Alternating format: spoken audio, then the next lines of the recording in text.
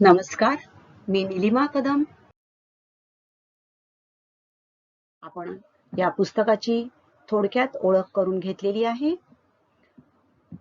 आजच्या आपल्या पहिल्या घटकाला आपण सुरुवात करणार आहोत. भूमितीतील मूलभूत संबोध, basic concepts in geometry.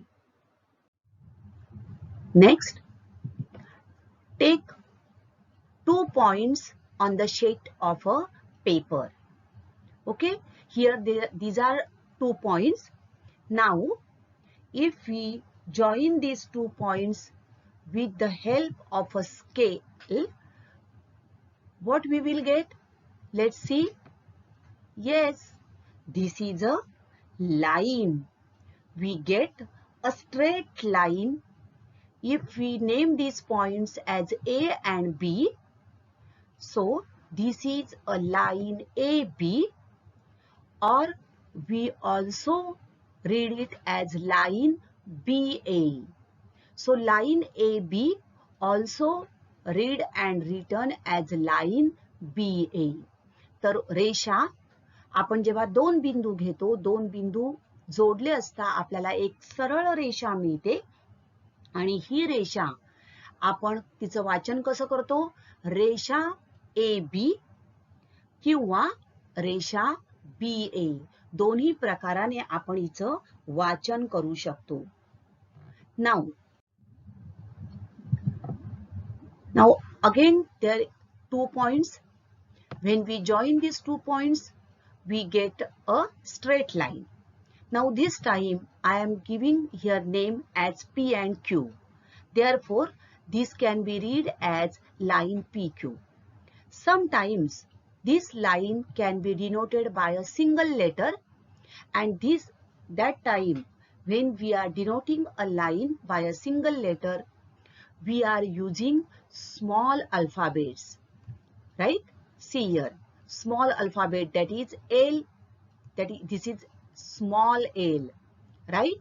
So when we are denoting a line by a small letter, that is a single letter, we use normally a small alphabets, line L or line M, line N, line P. Okay, but when we are using 2 letters, then we have to use capital alphabets. Okay, now one more point. Can we extend this line towards P and towards Q? See here, line L.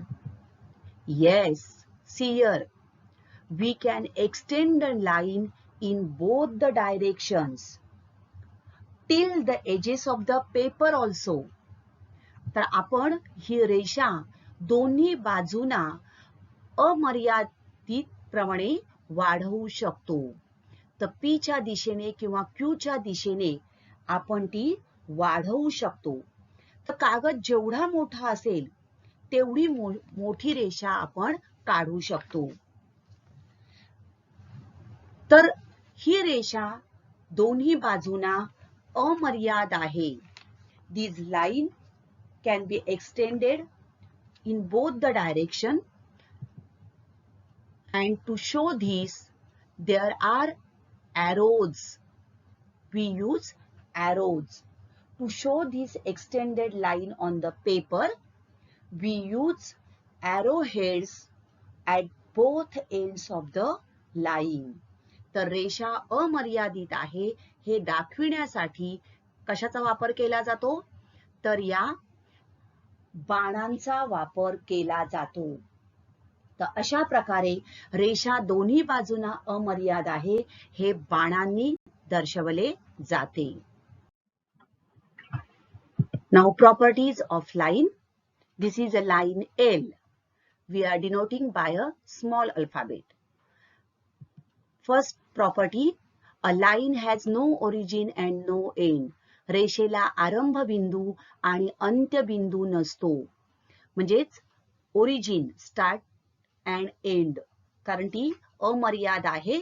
दोन्ही बाजूला बाणाच्या खुणा आहेत, याचा अर्थ ती अमर्याद आहे, तिला शेवट नाही, अंत्यबिंदू आणि आरंभबिंदू नसतो. Second property, a line has no ends in both directions, means the line is infinite, म्हणजेच रेषेची लांबी अमर्याद असते, आपण दोन्ही बाजूला ती वाढवू शकतो. So these are the properties of line. Next, line segment. रेषाखंड. Now this is a line, right? This is a straight line. Now if we take this part of this line, means it is a piece or a segment of this longer line. Now the red part is called as line segment. What is line segment? See here, there are two end points, right? There are two end points. So these are end points of a line segment. So a line segment, this is the segment, piece of this line. Now it is a piece and therefore there are some limits, right? From this to this, there is a limit. And these 2 points, that is the limit of this piece of this longer line. It is called line segment and the 2 points are called end points. तर रेषाखंड, एका मोठ्या रेषेचा छोटासा आपण भाग घेतला तर त्याचे हे काय झाले, दोन अंत्यबिंदू. या दोन हे जे बिंदू आहेत हे झाले अंत्यबिंदू, म्हणजेच रेषाखंडाला अंत्यबिंदू असतात. A line segment has 2 points showing its limits and they are called as end points.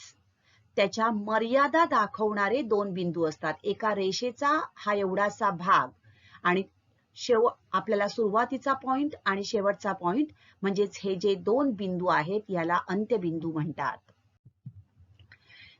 So खंड म्हणजे तुकडा.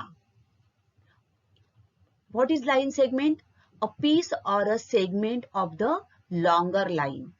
And here point P and point Q are the end points of this line segment. Now this line segment, how it is written or read? It is read as segment PQ. For short writing, shortly we write it as seg PQ. Also we can write it as seg QP. रेख PQ किंवा काय लिहितो आपण, रेख QP. तर रेषाखंड जो आहे तो आपण कशाने लिहितो, रेख PQ किंवा रेख QP. तर P किंवा Q, P हा त्याचा स्टार्टिंग पॉइंट पण आहे, त्याचबरोबर एंड पॉइंट पण होऊ शकतो. Q हा सुद्धा त्याचा स्टार्टिंग पॉइंट आणि एंड पॉइंट होऊ शकतो. So we can read it as PQ or QP. Seg PQ or seg QP. In Marathi, रेख PQ or रेख QP. Now properties of line segment. This is the segment AB, seg AB. रेषाखंडाला दोन अंत्यबिंदू असतात. A line segment has 2 end points. This is the first property of a line segment. And second property, it has definite length. See, what is the property of line? Line has no definite length because it is limitless, right? But line segment has definite length. रेषाखंडाची लांबी निश्चित असते. रेषा अमर्याद असते पण रेषाखंडाची लांबी निश्चित असते.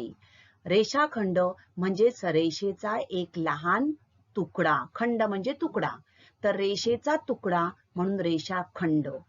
Line segment. Now these line segment or a line, these are made up of points, right? There are many points on this line segment or line. Name the pictures. First one is, it is line because arrows are there at both the ends. So this is line PQ, Resha PQ.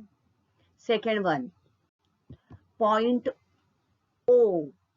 तुम्हाला या ठिकाणी बिंदू, रेषा, line, point हे शब्द लिहिणं आवश्यक आहे. बिंदू O, point O. Third one is, there are end points at both the ends. So this is a line segment. So rek RS. Seg, we have to write segment. So we write seg RS.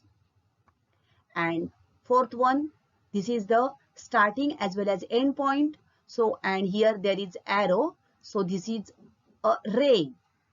ray ML. Kiran ML. किरणाचं वाचन आपण वाचन आणि लेखन या बिंदूपासून करतो. आता ही रेषा आपण PQ किंवा QP पण लिहू शकतो. तसंच हा रेषाखंड जो आहे तो सुद्धा आपण RS किंवा SR, रेख RS किंवा रेख SR पण लिहू शकतो. परंतु किरण मात्र आपल्याला लिहिताना M या बिंदूपासून सुरुवात करणं आवश्यक आहे. रे ML, Kiran ML. So dear friends, try to solve these questions. Write the names of line segments in the given diagram. या आकृतीतील रेषाखंडांची नावे लिहा. If you like this video, please subscribe it, and also for notification of the next video, click on the bell. Thank you.